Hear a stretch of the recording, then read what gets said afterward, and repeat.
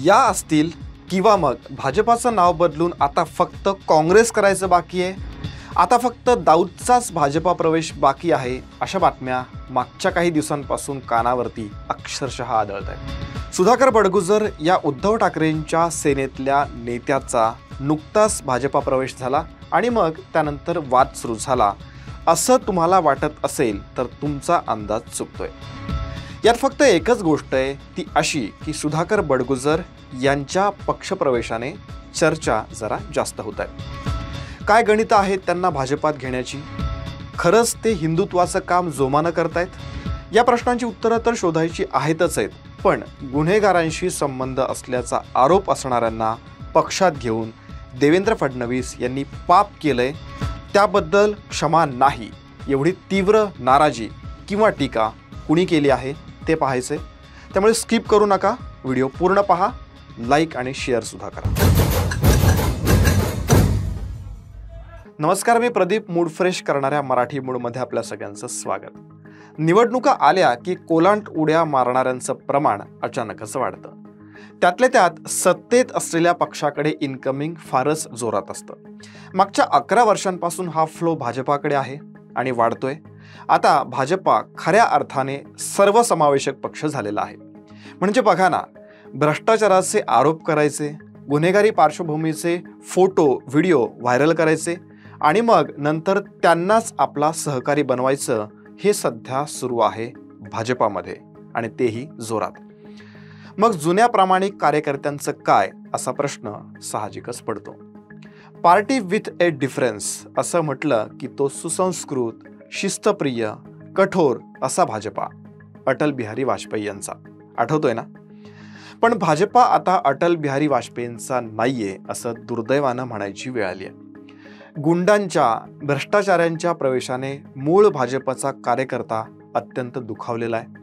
पण प्रॉब्लेम असा आहे की त्यांच्याकडे मात्र कुठलाही ऑप्शन नाहीये। हेच नवखे, वादग्रस्त नेते पद मिळवतात आणि तेच लीड करतात। ज्या सुधाकर बडगुजर यांना प्रवेश देण्यात आलेला आहे ते का वादग्रस्त ठरतायत, एक नजर टाकूयात। सुधाकर बडगुजर यांच्यावरती नेमके कोणकोणते आरोप आहेत? दाऊद इब्राहिमचा सहकारी सलीम कुत्ता याच्याशी सुधाकर बडगुजर यांचे संबंध आहेत। त्याच्यासोबत पार्टी डान्स देखील त्यांनी केलेला। भाजपाच्या अनेक कार्यकर्त्यांना धमकावणं, दहशत निर्माण करण्याचा प्रयत्न। त्यानंतर प्रदेशाध्यक्ष चंद्रशेखर बावनकुळे यांचे परदेशातले फोटो व्हायरल करण्यामागे बडगुजर। नारायण राणे यांना भरल्या ताटावरून उठवण्यामागे बडगुजर। बडगुजर यांच्यावरती विविध 17 गुन्हे, महापालिकेमध्ये टेंडर भरणं आणि नंतर आर्थिक तडजोड करून टेंडर मागे घेणं, मुलाने एकावरती गोळीबार केलेला, ते प्रकरण दाबण्याचा प्रयत्न, असे एक ना अनेक आरोप त्यांच्यावरती झालेले आहेत। हे सगळे आरोप केलेले आहेत भाजपाच्या नेत्या सीमा हिरे यांनी। बडगुजर यांच्यामुळे अनेक भाजपा कार्यकर्त्यांना पक्ष सोडावा लागला अशी खदखद सुद्धा त्यांनी व्यक्त केली। त्यामुळेच त्यांनी बडगुजर यांच्या पक्षप्रवेशाला विरोध केला होता, पण त्यांचं कुणीही ऐकलं नाही। बडगुजर यांच्या निमित्ताने हिरेंची ही नाराजी समोर आली, ती त्यांनी किमान बोलून तरी दाखवली। पण कितीतरी नेते, कार्यकर्ते यांच्या भावना कोण जाणून घेणार, हा सध्याचा गंभीर प्रश्न आहे। म्हणजे खऱ्या अर्थाने गंभीर प्रश्न आहे। म्हणूनच तर मग आठवण होते ती अटल बिहारी वाजपेयी यांची। सरकारे येतील जातील, पण हा देश, या देशाची लोकशाही टिकली पाहिजे।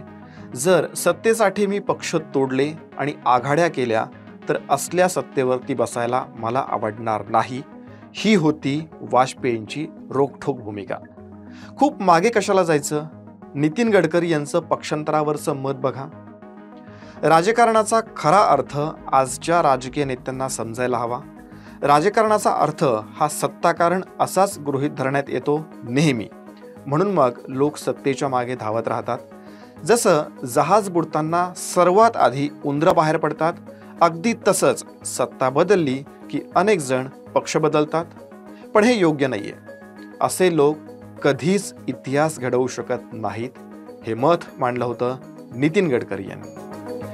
पण कदाचित हा भाजपाचा इतिहास होता असं म्हणावं लागेल। भाजपाचे नेते, कार्यकर्ते हे तर दुखावले आहेतच, पण जे हितचिंतक किंवा आपण मतदार म्हणूयात, तेही कमालीचे नाराज झालेले आहेत. लोकसत्तामध्ये एक लेख आलेला आहे रघुनंदन भागवत यांचा. त्यांच्या लेखाचं शीर्षकच आहे देवेंद्रजी या पापाला क्षमा नाही. काय म्हणतात बघा ते. मी भाजपचा कार्यकर्ता नाहीये, पण डोळस हितचिंतक आहे. त्रयस्थ नजरेने पाहता ज्या गोष्टी खटकतात त्या मोकळेपणाने मांडण्याचं मला स्वातंत्र्य आहे असं मी मानतो, आणि तुम्ही म्हणजेच देवेंद्र फडणवीस ते मान्य कराल अशी मला खात्री आहे. कारण मी पक्षाचा सदस्य नसल्याने पक्षशिस्तीला बांधील नाही. याच विश्वासापोटी लहान तोंडी मोठा घास घेत आहे तुम्हाला सुनावण्याचा. आम्हाला तुमच्याविषयी प्रेम आहे, पण पक्षात ज्या घडामोडी घडतायत त्या अत्यंत चिंताजनक आहेत. सुधाकर बडगुजर यांना पक्षात घेऊन पावन केल्याची बातमी वाचली आणि तळपायाची आग मस्तकात गेली. देवेंद्रजी, आम्हाला बेरजेचं राजकारण कळतं, पण त्यासाठी भाजपा इतकी लाजलज्जा सोडेल असं वाटलं नव्हतं. या माणसाला म्हणजे सुधाकर बडगुजर यांना इतकं काय सोनं लागलं होतं? आपण या गृहस्थाला भेटीची वेळ द्यायलाच नको होती. पण आपल्या भेटीच्या निर्णयामुळे निष्ठावान कार्यकर्त्यांवरती, त्यांच्या मनोबलावरती काय विपरीत परिणाम होतोय याची जाणीव तुम्हाला नाहीये का? बडगुजर यांच्यासोबत बबन घोलप, ज्यांच्यावरती चर्मकार घोटाळ्याचा आरोप आहे, त्यांनाही तुम्ही पक्षात घेतलं. आता सुनील केदार, ज्यांच्यावरती भ्रष्टाचाराचा आरोप आहे, त्यांना 2 वर्ष कारावास झालेला, त्यांनाही तुम्ही पक्षात घेणार आहात का? प्रतिकूल परिस्थितीमध्ये पक्षासाठी हाडाची काढं करणारे वामनराव परब, ग बा कानेटकर, रामभाऊ म्हाळगी, उत्तमराव पाटील, राम कापसे, आपले स्वतःचे तीर्थरूप म्हणजेच गंगाधरराव फडणवीस, हाशू अडवाणी असे भाजपचे पायाचे दगड सध्याचे पक्षप्रवेश बघून म्हणत असतील की या पापाला क्षमा नाही. रघुनंदन भागवत यांच्या लेखातल्या मजकुराचा हा काही भाग जो आता आपण बघितला. ते भाजपाचे सदस्य नाहीयेत, पण सामान्य कार्यकर्त्यांच्या तीव्र भावना त्यांनी या लेखातून मांडलेल्या आहेत. भाषा ही अत्यंत आक्रमक दिसून येते. म्हणजे विचार करा, हे तर भाजपाचे केवळ हितचिंतक आहेत, सदस्य सुद्धा नाहीयेत. मग किती मोठा असंतोष असेल मूळ कार्यकर्त्यांमध्ये? विचार करायची वेळ आली आहे. मुख्यमंत्री देवेंद्र फडणवीस यांनी या सगळ्या वादग्रस्त पक्षप्रवेशावरती किंवा एकूणच बातम्यांवरती आपलं मत मांडलेलं आहे.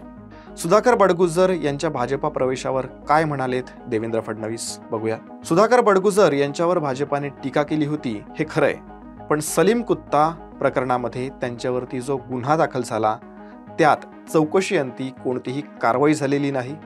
ते निर्दोष आहेत. ठाकरेंच्या शिवसेनेत असतानाच त्यांना क्लीन चिट मिळालेली आहे. त्यांनी आता इतिहास आणि आपली जुनी वागण्याची पद्धत बाजूला ठेवून भाजपाच्या नीतिनियमाप्रमाणे वागायला हवं असं मत आणि सल्ला म्हणूया खरं तर बडगुजर यांना देवेंद्र फडणवीस यांनी दिलेला आहे. या वादग्रस्त पक्षप्रवेशाबाबत भाजपावरती चौफेर टीका होत असताना देवेंद्र फडणवीस यांनी प्रतिक्रिया तर दिली आहे, पण त्यामुळे पक्षांतर्गत असंतोष दूर होणार आहे का? आगामी महापालिका निवडणुकीमध्ये किती फायदा होईल माहीत नाही, पण पक्षाची मलिन झालेली प्रतिमा त्याचं काय करायचं? महापालिका निवडणुकांची अजून घोषणाही झालेली नाहीये. मग प्रत्यक्ष निवडणुकीपर्यंत अजून किती पक्षप्रवेश होणार आहेत असे कितीतरी प्रश्न सध्या समोर आहेत. तुम्हाला असे प्रश्न पडलेत का? भाजपामधल्या या सगळ्या इनकमिंगवरती तुमचं काय मत आहे कमेंट करून नक्की सांगा. या व्हिडिओमध्ये इतकंच. जय हिंद, जय महाराष्ट्र.